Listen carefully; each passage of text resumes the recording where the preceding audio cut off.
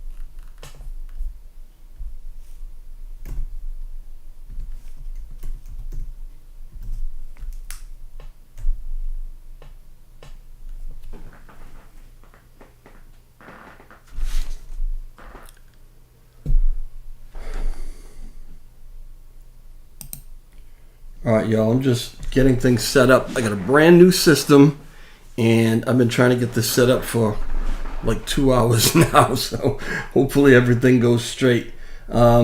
These guys, let me turn this camera on. These guys will be here, I would imagine, probably right on time at 3 o'clock, and we will get started at that point. What time is it right now? 2:43. So like 15 minutes, 16, 17 minutes or whatever. If you want to hang out in the chat, hang out in the chat. Don't forget the like button, because if everybody hits the like button, then this goes out to more people, so I appreciate that. And if you want to share it on Twitter or wherever you are. All right, cool. I will be back to y'all when these guys get in here. Peace.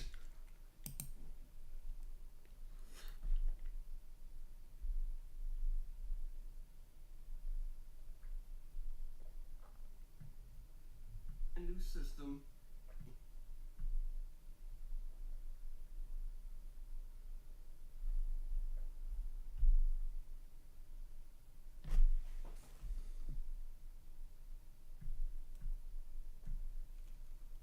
Here.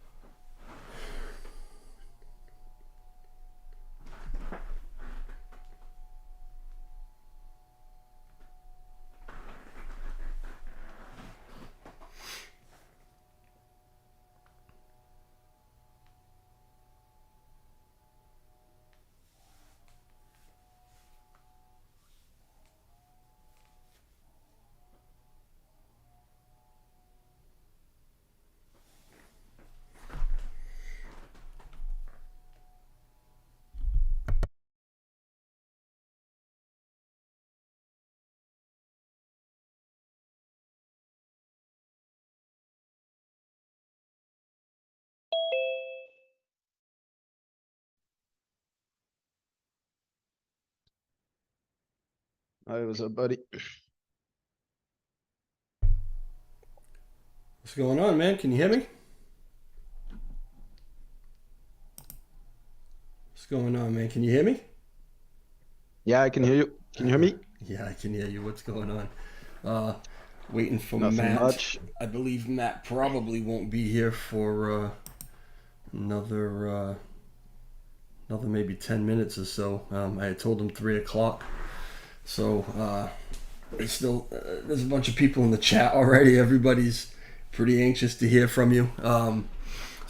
Yeah, I guess if you want to just hang out and wait till Matt gets here, and then we'll get started. Is that cool? Yeah, that's fine. All right. And he told me that he's going to try to hang out for at least a half an hour. I mean, I don't know how long we're going to be here anyway, but I guess he's got something to do at some point, so he might have to break out in the middle of where we are. But I figured, we'll let him. I'll let him do whatever questions or chatting he wants to do up front, just in case he needs to take off on us. Well, I mean, to be honest, I'm fine with half an hour because I also have a social arrangement in like an hour's time or something like that. All But right. let's just see how it turns out. Yeah. All right. Cool. So we'll get right to the point as soon as we can. All right. Cool. I'm gonna mute, and then as soon as I see Matt pop back in, we'll all jump in. All right. No worries. All See you right. soon. Yep.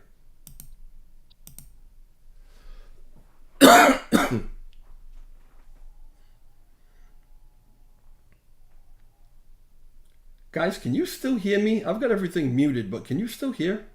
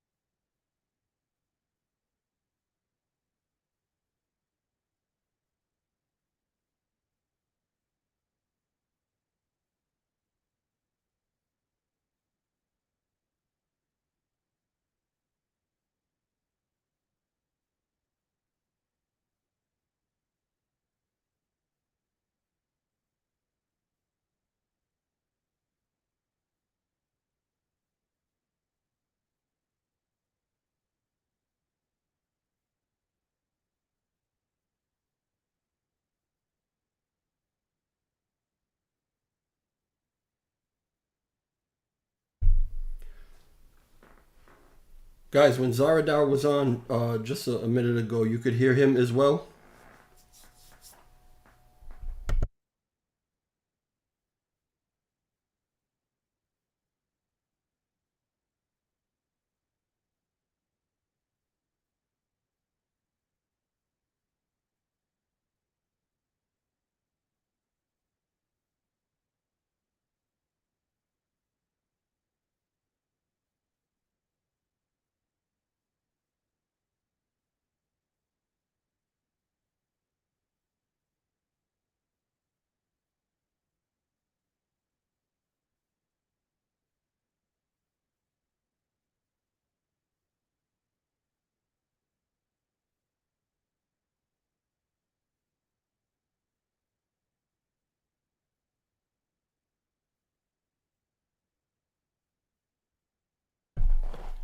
Yeah, Grizzly Bear. USTN is Alex's proposal. Um, I'm going to talk to Zaradar about where he is on that because his proposal centers more around USTC. So we'll see if there's any interconnecting to be done.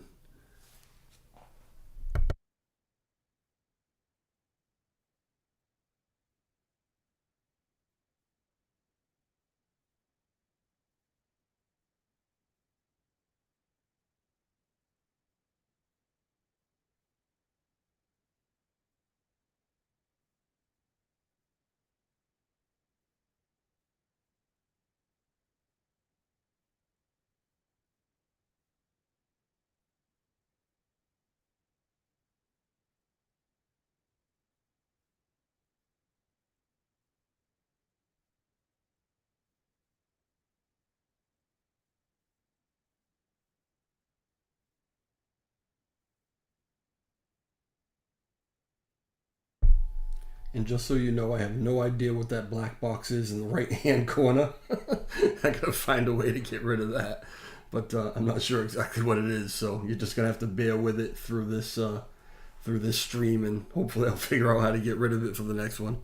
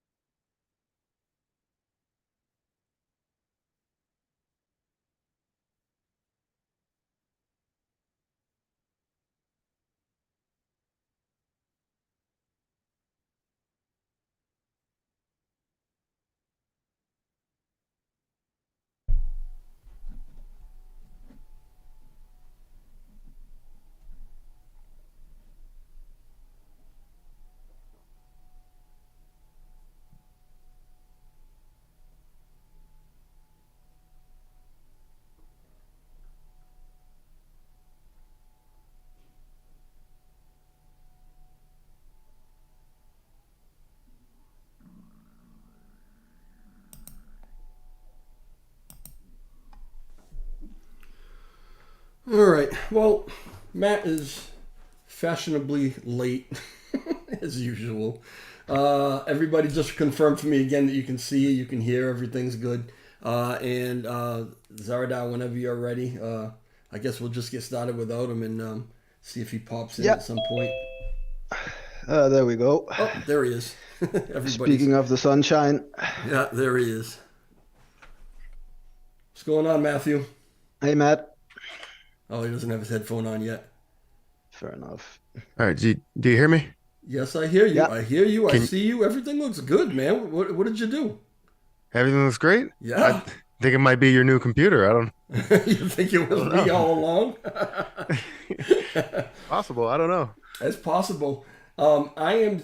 So this thing is telling me that my stream bit rate, Zarda, you might understand this. My current bit rate is 10,228 kilobits per second, and it tells me okay. that I should only be at 2,500. So I guess I'm killing it. Yeah, sounds like it. All right, gentlemen, what's going on? Everybody is on a time frame. I guess Matt's going to get out of here in like a half an hour. Tobias has to get out of here in a half an hour. So I want to jump right into it. The chat is here. Everybody's interested. Matt, have you had a chance to kind of go over this proposal at all yet? Or you're just Just a hearing couple of about it for the times. first time now? Go ahead. So I went through it. I listened to it, and I read it. I was a little thrown back by a lot because I mean, there's a ton in there. But yeah, I got a chance to at least look at it a couple of times. Okay, cool. All right, Zaradar, Mr. Andersen, if you don't mind, you want to go ahead and just give everybody kind of as brief as you can, a synopsis for anyone who maybe hasn't read it yet, or because I can tell you already in the chat, there's a little confusion between your plan and Alex's plan. So you want to lay yours out real quick, and then maybe we'll just ask some questions. Yeah, let's do that. So I guess in general, my plan is based on how to enable us to somehow repeg the USDC market through utility, because I firmly believe that that is the only viable option that we really have at our disposal.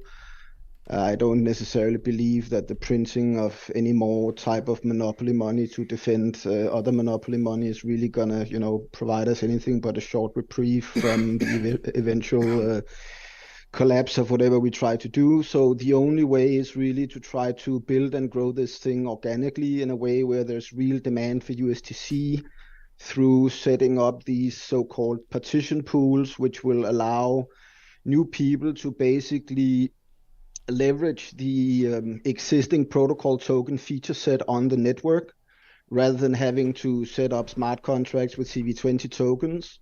And that basically amounts to a software as a service style feature that they can pay for and utilize, and thus granting them access to the only asset that we really have that we can sell, which is the users and the network itself. Okay. All right. Matt, you say that there was a lot to unpack, which there was. I mean, that was actually a really truncated version of actually what's in this Medium article that I have up here, which took me probably about 5 or 6 times reading through it to begin to understand it. Not that it's crazy complicated if you are in that world. It's just that some of the terms I actually had to go and Google and figure out what they meant, and then once I got it, then I'm kind of good. But Matt, go ahead with some of the questions that you have. Yeah, I mean, definitely around utility, and I definitely agree with the fact that we do need to really grow this thing based on a lot of the utility. But I do have like concerns with the whole utility side of things, and my main concern that I always bring up with my on the live stream is around being able to do a lot of the activity or a lot of the transactions on chain because a lot of the new utility that's being developed, where you have NFTs and gaming and all this other stuff that they're trying to use Lunic for or use any other type of coin for. Um, I guess I wanted to get right into that. Where would we be able to have some sort of a deposit feature on Terra Luna Classic or on the on Terra Station, because it would just help out so much when it comes to utility that's being built now. not only looking at the utility that we had, old utility or any old utility that's coming back. Okay, so I just need to clarify what you mean with a deposit feature. Yeah. In what So sense? so basically like how you would go through, let's say MetaMask, and you would buy BNB, or you would buy AVAX, or you would buy ETH or whatever. It seems Yeah. like right now we have no ability to, like, we have a middleman basically. We have to go through Binance and all of these other places to be able to do this. And it would just be so much easier for these utilities that, that are coming back to the chain, or being developed right now, to be able to buy Lunic directly, so that you can purchase these NFTs, or uh, do whatever else you needed to do with Lunic. I know it's not directly pertaining to USTC, but in a way it Well, technically is, because people I can think I buy. understand what you're asking about. Yeah, So the idea is that right now for a lot of our markets, the sexes in particular, they act as a middleman because it's the only place where there's really any liquidity. exactly. And for me, the whole idea of the partition pools was to create on-chain economic engines that could start driving liquidity that would create demand for USDC, right? Mhm. Because the idea with commodity tokens, as I call them, which are just protocol tokens, is that they actually live on the chain and they can't Mhm. go anywhere else. That means that they're allowed to leverage the full feature set that is on chain, and thus they can also leverage the market maker system itself once it becomes activated again, right? So the only thing that we need to be concerned about when we make a construct like the partition pools is that they don't help create economic instability in the system. And this is why the remittance corridors and the thresholds are proposed to sort of help ensure that these are China style controlled when it comes to liquidity flows, because they're meant to service closed financial ecosystems for virtual economies or NFTs or whatever. So I think the whole point here is that when you create a partition pool, you get a commodity token. That token is then natively available within the Terra station, and you can start, transacting it around, airdropping it to people that you want to participate in your idea or whatever it is you're trying to build. And thus, I guess that sort of gives you the deposit feature that you're sort of looking for, correct? Um, I I would say that probably just adds to adding another, like, token that's available, but even just getting from their simple US dollar to whatever that commodity token is, or to whatever USTC's prices, or you know Lunix prices, or whatever's on the chain. It could even Yeah. be Lunatics token that comes out of nowhere and jumps on the chain. But what I'm saying is just being able to take that physical dollar to buy whatever token they have. And yes, if there's a way to build that LP, I feel like that's the way we need to go, to build LP in a lot of that in the Lunic token, so that we can have that deposit feature, or the coins available for people to buy. Do you know what Okay, I'm so saying? Does so that make sense? I think you're kind of thinking of like a fiat gateway almost, right? Where people can actually bring in real dollars and buy whatever token they want. Yeah, yeah. Yeah. So I guess the problem with that is that yes, it can be done in the UI layer, not on chain, not in the foreseeable future at least. But the problem is that it'll always be somewhat centralized, right? Because you have to go through some remittance system or PSP provider or whatever. So I think the closest that I've seen to something like that to date is probably what I think Coinin was proposing, with the idea they had of integrating their sort of feature set into to Terra Station, so you could accomplish something like that. Okay, so there's no way to do it kind of the same way that, like, MetaMask is doing it, to where they have MoonPay, they go through a third party No, no, payer I system. mean we could definitely do it, but that would be a feature we would have to build, right? Because MoonPay is basically just a payment service provider. Hmm. So yeah, we can definitely do it, but it's something that's going to require work. And I think in the short term, our focus is more on getting the chain upgraded, and then getting the market maker system running again to allow these people to come on chain and build new businesses, and having these virtual economies running in a way that will be sort of almost plug and play, right? Because right now, if you wanted to do something similar, You would have to understand how to build a smart contract and deploy it and so on. If we added a feature like this at the protocol layer with the partition pools and the commodity tokens, it would really just be pay to play. You buy some long, you pay with from your wallet. That issues you control of the partition pool with a supply of zero, and then you buy some more long to start capitalizing it and then redistributing those tokens. So there's no inherent complexity involved with having to create a CV20 token and manage that and so on. Okay. All right. That makes sense. Yeah, I think I definitely need to like, further explore this because I feel like just having something that we can easily, purchase Lunic from on chain would just create so much, utility for all the projects that are being built, as well as if anything is using USTC. But yeah, I Yeah, no, mean, I totally agree. I just think that from our perspective, our short-term concerns with regards to the work we had to do to apply the Dragonberry patch and then also getting Cosmos SDK upgraded and so on, is much more critical than adding in a payment plugin, which I definitely think would make sense. We just need to get to a point where we feel like we have caught up with the rest of the pack, so to mhm, speak, with regards to the Cosmos ecosystem. yeah. And then we will have what I like to call clear skies to try to focus on some of these new ideas, because I definitely think it's a great idea. And there's no doubt it would make the system as a whole a lot more accessible for new investors, because Mhm, they could, just download Terra Station and get going. They wouldn't have to go and also create an account on a SEX and start, trading there to buy some tokens and send them and so on. yeah. So I definitely agree. It's a good idea. Okay. Yeah, that's something that Matt had been talking about in his live streams. I think it was something that maybe even one of the viewers had maybe asked about, Mhm. huh? Right? It's kind of where Yeah. it came from. So one of the viewers came out and said that, yeah, I would love to be able to buy it directly on Terra Station, but I just can't. And they were like, Yeah. I'm trying to buy it on Binance and I can't buy it there. And it's like I can't own Lunic at all. So it would just be so much easier. I was like, oh yeah, I could just buy it on MetaMask, but that's the Binance side of things. That's the bridge Yeah. coins.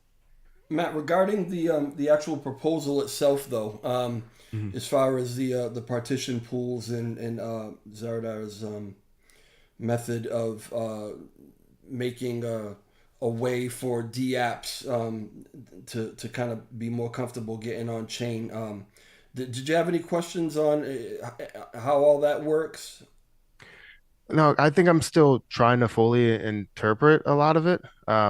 Just like I said, I was going through a couple of times, and even though like I feel like it's broken down to me like in simple terms or the simplest terms possible. They're still not like fully clicking with me, and I want to make sure I get into like everything here. So, um, if you do have questions there, I mean, I would probably lean more towards yours because I feel like you said you read it like 5 or 6 Yeah, times. yeah, I did, right? And I don't know if you're aware of this, Zaradar, but Matthew has actually a couple of degrees in finance. Mhm. We always Nice. say that we're not financial advisors, but he technically could be one. So They, if they don't he, teach you this stuff in school, though. I'll tell yeah, you that. so Yeah, this is another type of economics, that's for sure. it Exactly. really is. I mean, it's a whole other world for the majority of us. And as I was reading through, I've got this highlighted on the screen because this for me was kind of like the essence for me of what you think about. It is my firm belief that the only viable option for recovery is to walk the hard road. And that's referring back to when we talked about kind of an easier road and a more difficult road.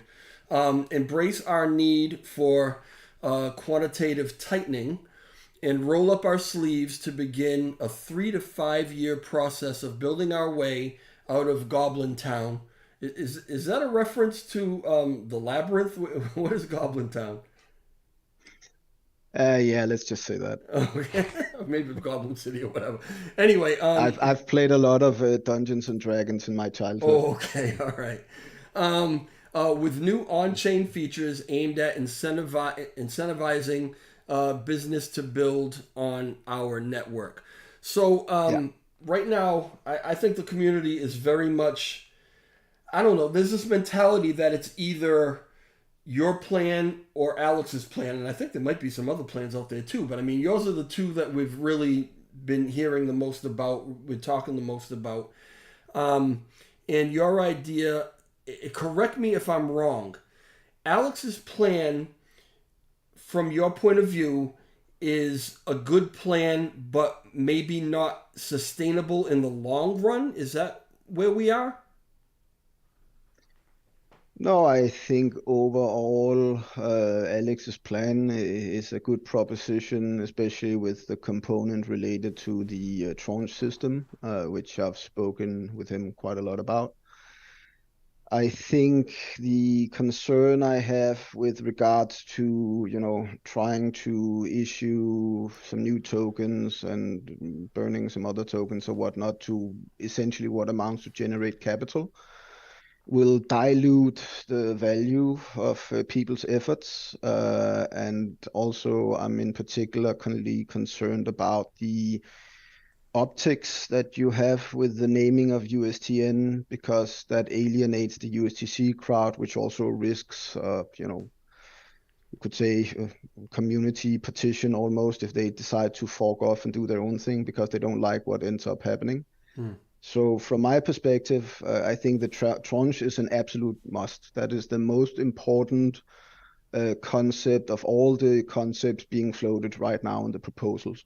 But the tranche can't work without the ABS system to protect it. This is why I built the ABS system originally.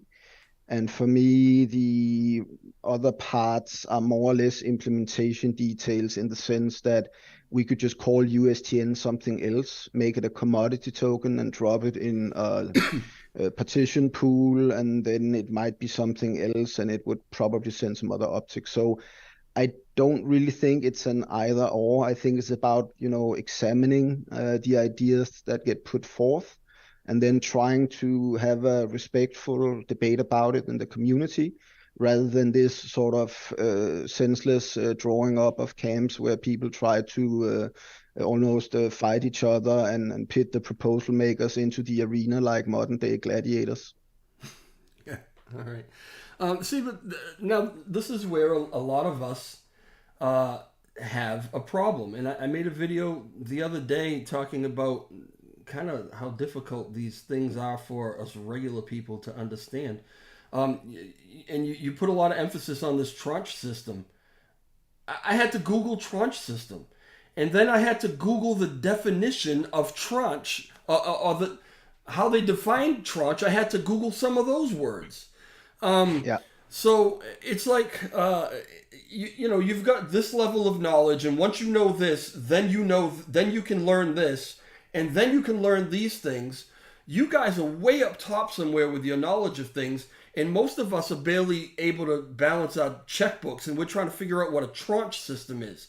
So, I mean, I'm not going to Yeah. ask you to define it here and explain to everybody what it is, but this is the difficulty that and I think a lot of people are having with saying, all right, we've got to vote on these things, but we don't know what the hell they're talking about. What's a tranche system? How does No, that I benefit us? How does totally it? understand that. So the tranche system is the on-chain equivalent of LFG, right? So one of the big problems during the DPEG was the management of the LFG funds and how were they spent, where were they spent, so on.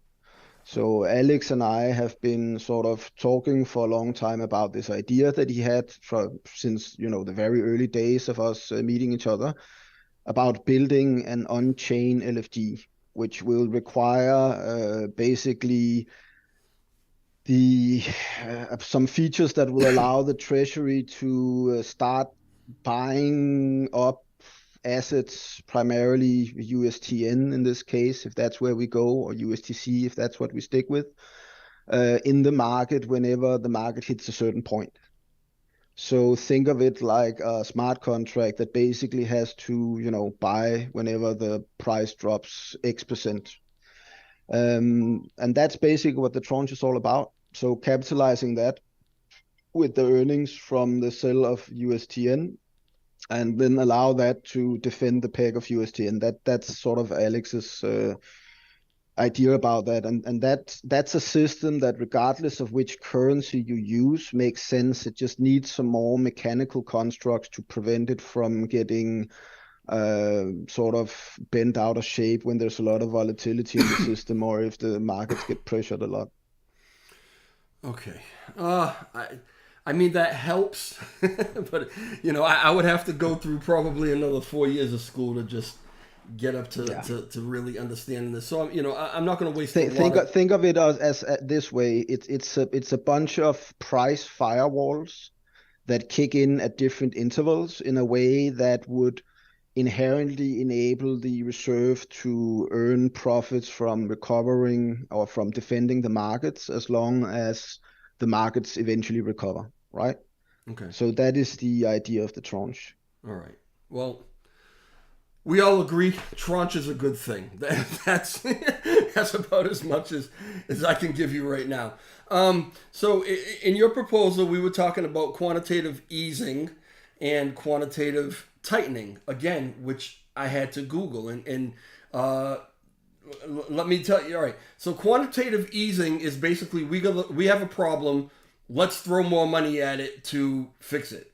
Quantitative tightening means we have a problem. Let's work with what we have and come up with creative ways to fix it. Do I have that basically right?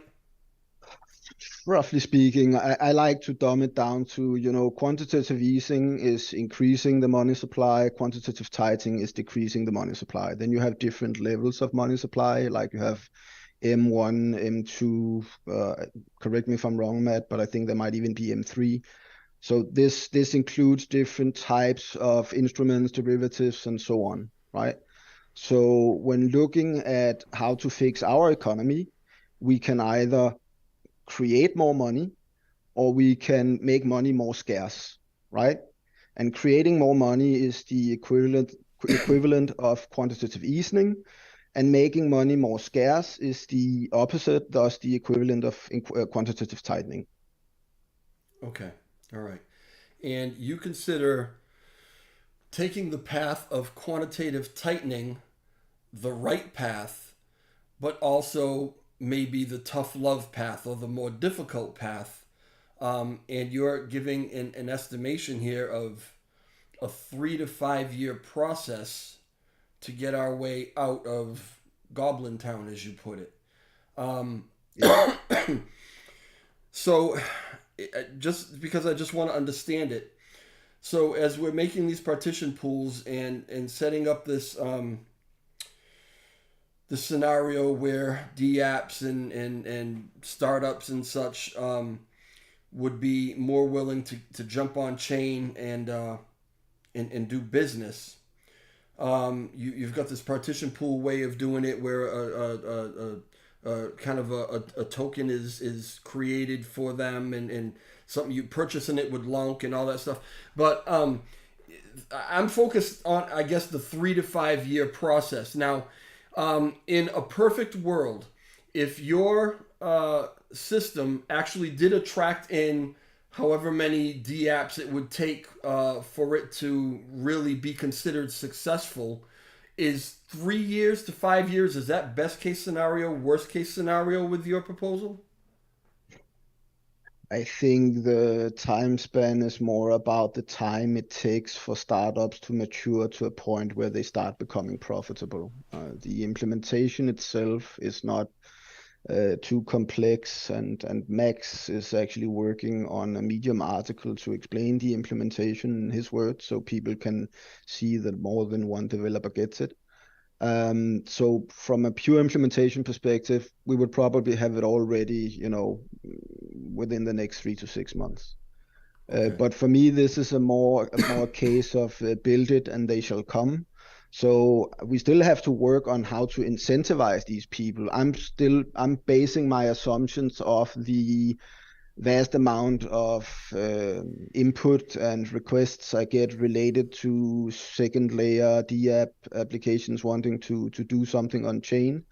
But inherently, there will be a long process where we need to help these new startups build up. We need to create or configure the capital controls in such a way that's inducive for them to grow as businesses. And if we are good at attracting successful startups, then that eventually will turn into, let's call it, a base layer economy that will provide what I like to call a liquidity floor under our entire system. And that liquidity floor is the actual peg. That is the point where the sound money in the system is willing to buy USTC in order to transact with other commodity pools or exit earnings in games because their gain economy is, plus $20 million or whatever. So that for me is the gist of it. Uh, So you're saying, sorry to yeah, interrupt, that's right. Go ahead, man. TJ. So you're saying with that, 3 to 5 year process, estimate or yeah, building that out and getting us out of Goblin Town, whatever Goblin Town actually is. That's basically the repeg state is where we're completely out of it, right? And whatever that repeg state is or whatever that tie back to, Lunic actually is, are we going to see the algorithm back in place, or is that something where once we're out of Goblin Town or back to where we need to get to, that's where we're looking to uh, reassess at that moment? I think we will be working on the algorithm and other features while the startups are building, Mhm. their businesses. So no, I don't think it's like do this, then wait 5 years. I think it's do this, and then we progress to working on other on-chain features that we have been thinking about and, from my case, dreaming about for the better part of a decade. Yeah, And if and you, those things also become, enticing for businesses, then that will also help grow the network itself. okay, and you expect to, and I may be missing something, but you expect to stabilize USTC, in a different way?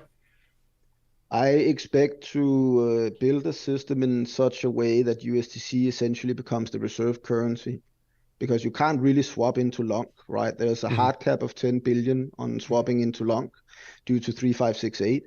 Hmm. So inherently for these commodity pools to trade with one another, they need an intermediary, and USDC will be that intermediary. So again, if the economic engines become big enough, then at some point the current supply of USDC will not be sufficient. And then the repeg will happen almost automatically based on the inherent liquidity from the commodity tokens and partition pools. Okay, so then USTC for quite some time will be a standalone stable coin without having the support it once had, Don't I say guess. stablecoin. I mean, it will be an algorithmic token, right? But the problem right now with USDC is that it has an inherent debt of 10 billion. The second we Hmm. hit $1, all of the USDC will be sold for profit. Hmm. So this is where, for me, the analogy of the dead mountain fits in. And the only way to really erode a mountain is with small streams of water, and that will take time. The partition pools are these small streams of water. The spillage in their positive sort of growth when they cross above this threshold will allow to seep through the USTC system and generate taxes and so on, utility taxes that will allow us to burn out this debt. And that for me is the only sustainable way to repeg USTC over time.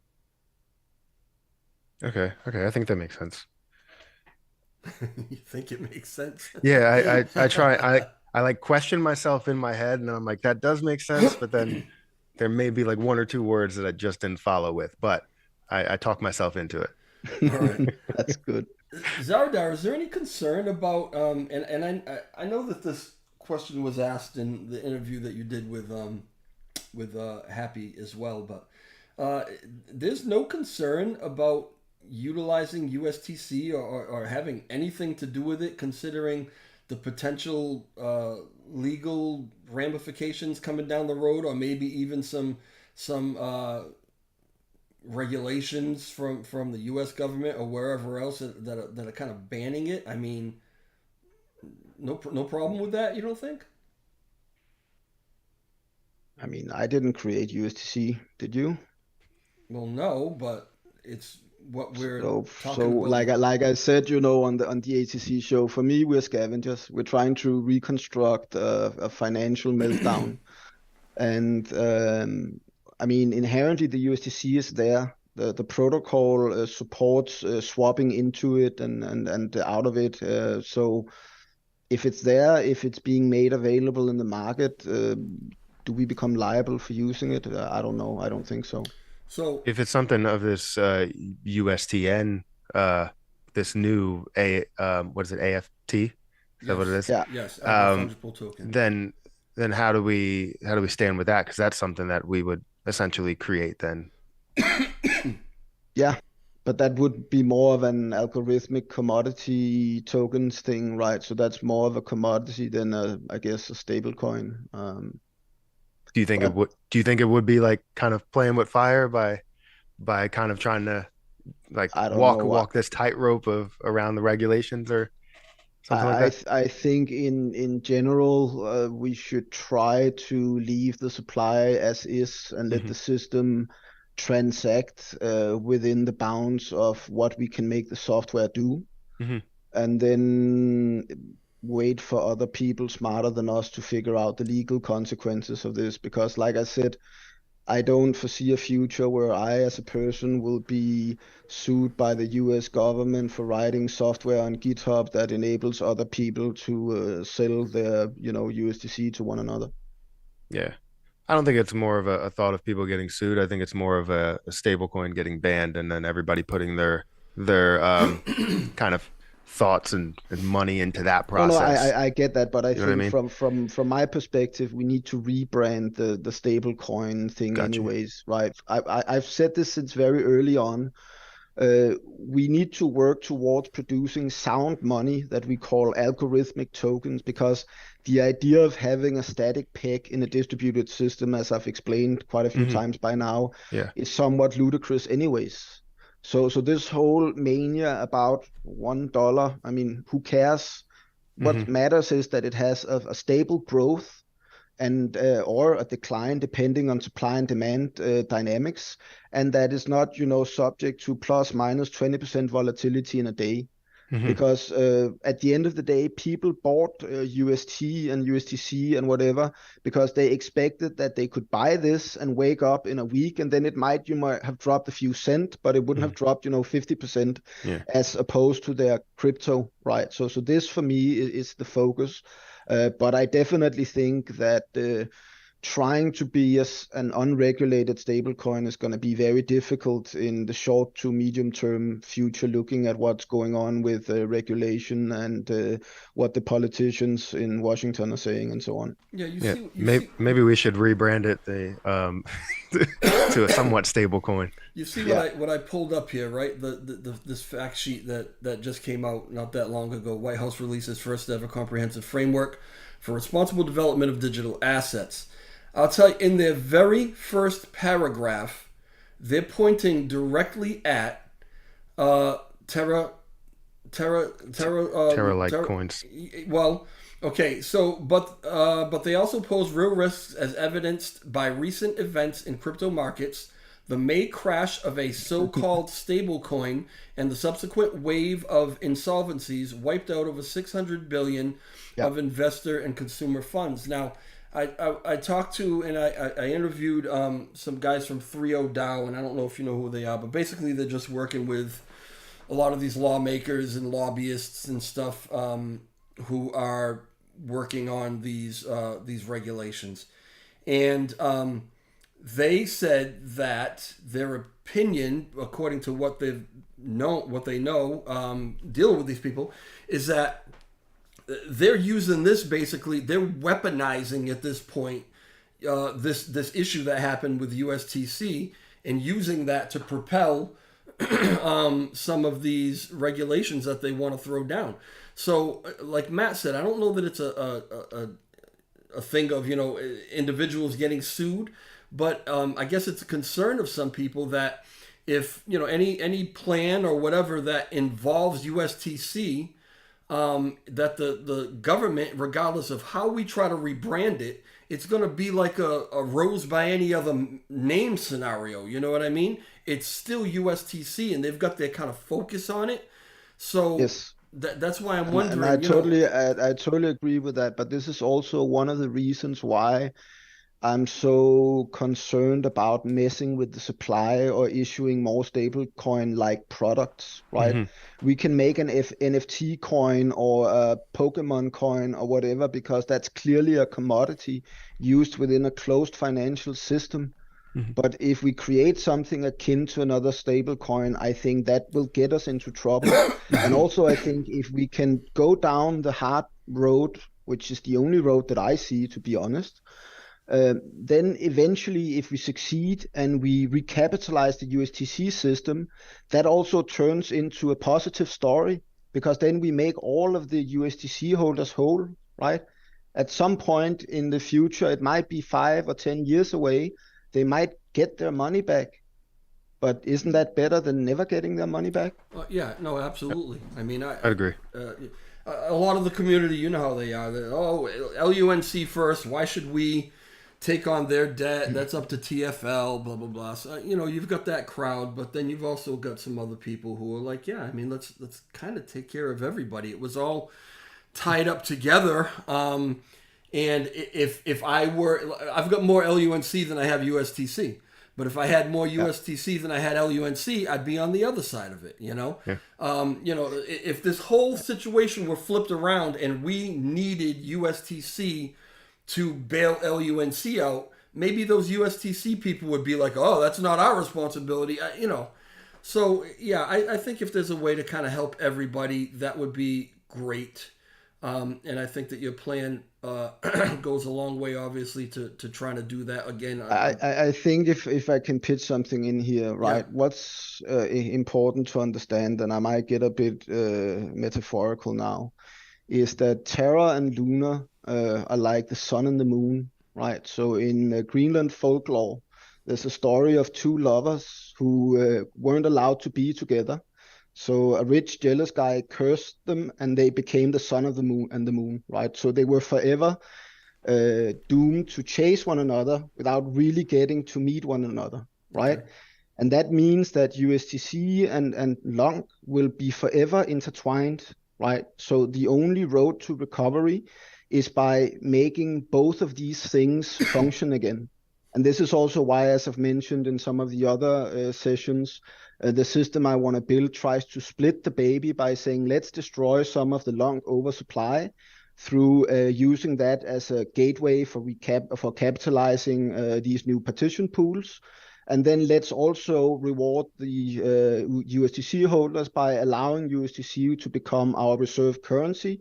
Because at the end of the day, we really don't want to trade long all the time. We want to stake it and use it for governance. And then we want to have a reserve currency that is stable and dependable so people can do business in our network. All right. You threw in another little metaphor there with split the baby. I caught it. Yeah. All right. So I'll just tell you that the people that I was talking about that I talked to, the 3 DAO guys, they also had and Matt, this is for you too because I don't know if you're aware of this. They actually had a discussion directly with Alex about this USTN because he is convinced that it will skirt around any potential regulations aimed at stable coins, and they kind of agreed with him. They said, yeah, you've actually thought it out well, and that probably will get by. Where at first they didn't really think so until he really explained it to them. So whatever. Go ahead. I was going to say that probably is what gets well, me, yeah, yeah. I mean, nobody has a crystal ball, right? And when you're talking about the U.S. government, you can't really predict what they're going to do or what ways they're going to circumvent. I think we're going to need an NLA or not legal advice acronym soon, right? Because the fact of the matter is that nobody knows, right? Until the regulation is in place, erring on the side of safety is much better than taking unnecessary risk. Exactly. Right? All right. Yeah, we'll handle that when we come to it. I guess hopefully we don't even come to it. Zaradar, I want to ask you this if I could. So Edward Kim had put out this tweet about, all right, Alex came forward with a very well thought out proposal, and I support and applaud his efforts. Zaradar has a different proposal, and I support him too. I encourage others to bring their ideas to the table, blah, blah, blah, right? So Ed has worked on both of your proposals, right? Helped you both out, is that correct? Yeah, I mean, Ed has been playing around with the denom system to see what we can do with the whitelisting and so on. And then he's been, spinning up some new coins to test it out. So I think what is important to understand is that my system integrates with any other proposal that people make because my focus is purely mechanical.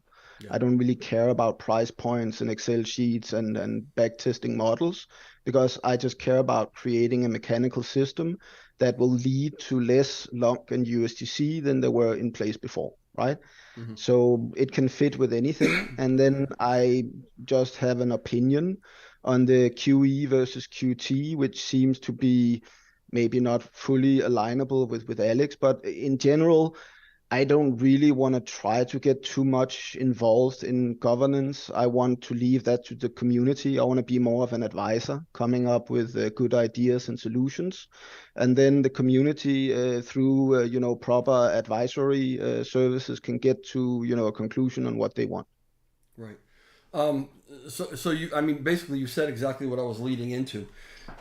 Because if you continue to read through your Medium article, you talk about it too, how basically your proposal can work in conjunction with these other proposals. And I couldn't find it. I thought it was on Twitter, but it might have been on Discord, where Ed had actually put something else out that said just that. He said that I don't see why these two plans can't work side by side.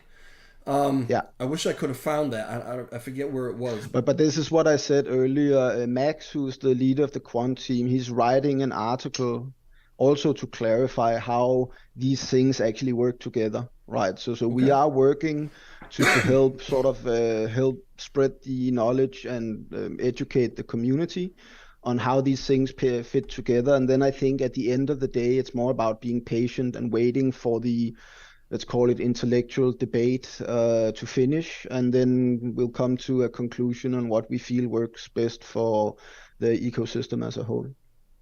Okay. All right. Awesome. Matt, did you have any other questions, or can you still hang out a little while? Or? Yeah, I guess I can still hang out a little while. Erica didn't call for me, or if she did, I didn't hear. So well, today's Sunday. It's bath day, right? Is that what's going on? That's later. It's later today. I keep bugging him about this bath day thing. Anyway, private joke. All right. Yeah. So I'm sorry. All right. No, so all right. So when these proposals come up, okay. First off, is yours? Is it set? Is it solid now? Just ready to be proposed and put on Terra Station, or is there more tweaking to do? The way I see it, anybody can put it on Terra Station if they want to, right? I think from my point of view, I would want to do some analysis work, try to figure out what work items and stuff to put on the backlog and come up with some sort of time frame and our budget for it, and then propose it as a package and say, if we do this, it's going to take whatever time, boom, and then that's that. Okay. I'm not sure if I heard that right. So basically, you saying that basically you came up with the idea and you're leaving it up to someone else to actually propose it, or are we going to see this proposal from you when you feel you're ready on Terra Station with your name on it? No, like I said, I don't like to get involved in governance. I wrote a proposal. Anybody can, put it up on Agora, and if people vote for it, then I'll happily implement it. Okay. But from my point of view, I want to try to remain neutral on governance matters, because otherwise I will probably get too much influence, and ultimate power corrupts and all that shit. Yeah. So I just want to be a Kung Fu Panda sitting around at the river with my fishing pole writing code whenever people need it. All right, cool. All right. So I encourage everybody to go and read through this. And do what I did if you don't understand it. If you come to words and stuff that you don't get, just Google them and figure it out. Because it's easy to say, well, I really like Zaradar, so I'm going to vote on his proposal, or I really like Alex, so I'm going to vote on his proposal. But that's not the way we should be voting. I'd like to No. see everybody understand this as much as possible so that they're actually making an intelligent vote. Don't listen to what I say on my stream. Don't listen necessarily to what Matt says and just go by that. Do your due diligence. Read these things, figure them out. And I'm very, very happy to have Zarada on, Alex on, Ed on, all these guys to give you the information right from the horse's mouth, as it were. And that's what we attempted to do today. Matt, I think you were looking at the chat. Was there any questions coming from the? I don't want to ignore these guys. I'm just not really good at chatting and seeing what they're talking about at the same time. I was trying to look at a couple of things, but I did want to go kind of a little bit off subject Okay. with like the proposal 5234. And Yep. since that has been like passed or is passing, um, what's the process after that? Because I'm not really the biggest fan of changing it to 0.2%, but I go with what the community really wants. I don't know if they truly know everything that they wanted there, but what's the next steps? Do they have to go through a change proposal then and Well, then that's a approve text that? proposal, right? Yeah. So now comes a parameter proposal. They Yeah. need to do a parameter proposal and change things. I think the good thing about 5234 is that it's community driven, right? Some people think that somehow Terra Ripples is behind it or whatnot. But for my knowledge, it's not. I haven't even read it yet, to be Yeah. honest. I didn't know about it until the ATC show. But I think it might be too low. Yeah. But again, as Ed wrote in his article about, taking big steps downhill and so on to sort of figure out the right pace to descend towards the bottom of the valley. I think in systems like this, it's better to have big initial steps as well, and then we can get closer to a median that sort of works for everybody. Yeah. If I had to give my opinions on it, which I always like to give my opinions on it, which you'll probably see Really? a video. You'll see a video probably coming maybe today That's or super tomorrow. I'm cool. not sure. But yeah, I just have like 3 points that I believe, and this is all my opinion, so I respect everybody's opinion, but I don't believe that it will change volume that much. And I think Ed said this that he doesn't believe that it'll change volume as well, because point two is still higher than point one, and a lot of the fees that you have on a lot of these CEXs are still going to end up siding with that. So it's only going to change the burn volume a lot lower, in my opinion. And then also people, I think he said this too. They didn't really give a lot of time for this to factor in or play because it's been less than a month and we're already like, hey, we need to change this from 1.2 to 0.2%. Like, just give it a little bit of time. Why don't you? It was literally like, I think day two to where people started mentioning that. Yeah. And I was just like, it's 2 days. What are you doing? And then number three is I don't know. I guess when we think of bringing back more utility, I feel like we're sacrificing or we're basically satisfying the few to sacrifice the many. Because I feel like there's going to be a lot of utility that can actually work under 1.2, but then there's a few that really can't work under that 1.2%. And I feel like all of the other utility that's going to come on and have burning associated with it to decrease that supply will now have Uh, to implement their own type of burn. I think all of You know? this has something to do with the phase we're in, right? We're Yeah, still in a highly speculative phase with yeah, people doing leverage this and that. As I alluded to in one of my other talks, I believe that, a 1.2 or even a 3% tax can work just fine if you have a network that's focused on micropayments. hmm The problem is that a lot of these people are focusing on moving around billions of dollars, which I don't think will ever be happening in our network other than on spreadsheets and stuff like that. And that means that, it depends on the type of network that we want. I think we should focus on having a network that prioritizes microtransactions, integrating with machine economies and these things. That is something that's going to be, highly needed in the future. It's something that's going to need a much more efficient network than that which Ethereum or Bitcoin can provide. And it's something that would actually do quite well with a 7 point whatever trillion supply token because there's tons and tons of IoT devices and stuff like that that needs to have tokens to transact for various things and so on. And in that world, taxation will work just fine. It'll probably be required, and it might be a lot higher than it is even with 1.2%. In your professional opinion, right? Uh-oh. With the it's not financial advice. No, when it comes to the volume that was on chain and you look at all the volume through Terra Station, every time I look at it, I'm always comparing it to what it was before the 21st. Yeah, And it's like, cut by 10. Like that's how it looks. It yeah. looks like you're dividing it by 10. And I, for But the life of this me, is can't the really figure out why. I'm thinking that CEXs have a stranglehold on a lot of it, or I just don't see a reason no. as to why I it would drop think that that much. the reason why it dropped was because the DPEG made it prohibitive of doing, certain types of transactions because of the volatility. Hmm. And then after the burn tax got introduced, all of the, let's call it wash trading transactions running through the network basically ceased because it became, a cost for them. It's very easy to bloat transaction volume if it's virtually free to do the transactions. Once you start paying a percentile tax on the transactions that you're doing, then you can only do so many round trips before you lose 50% of your value.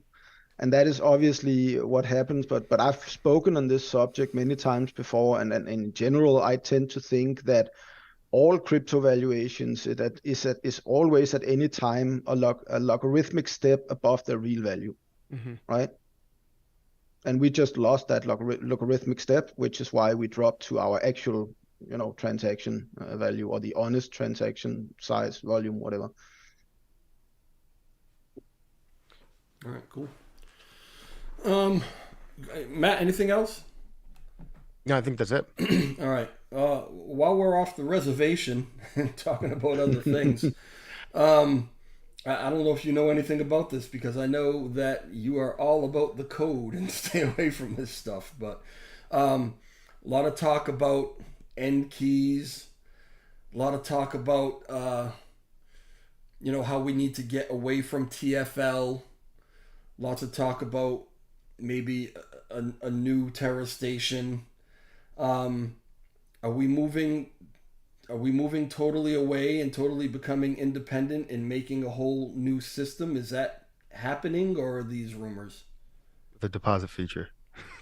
Well, not the Well, deposit what? feature quite yet, but if you look at our GitHub, you will notice that we have archived the old Classic Core repository and started building a new Classic repository where we're currently in the process of producing a new client, basically. And this repository is totally severed from TFL, meaning that we are now, the canonical repository. We have no upstream, whatever.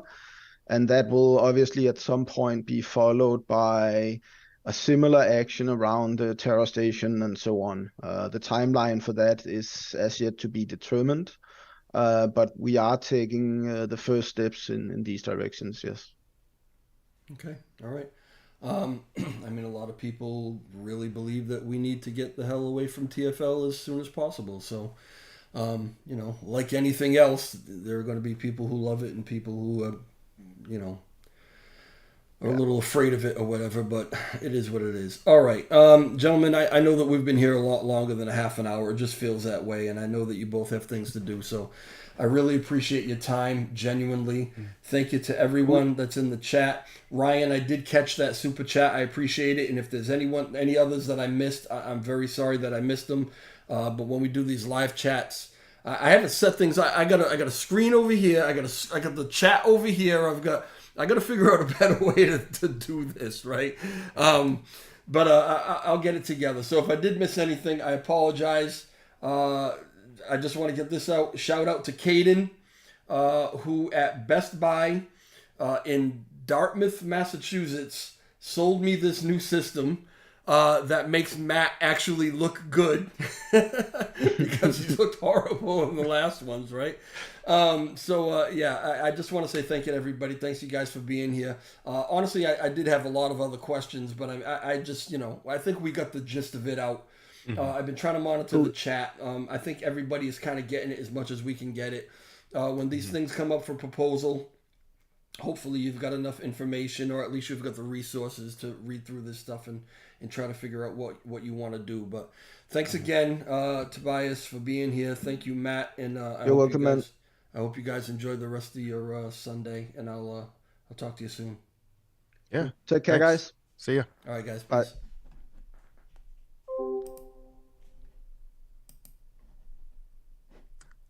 How do I get off?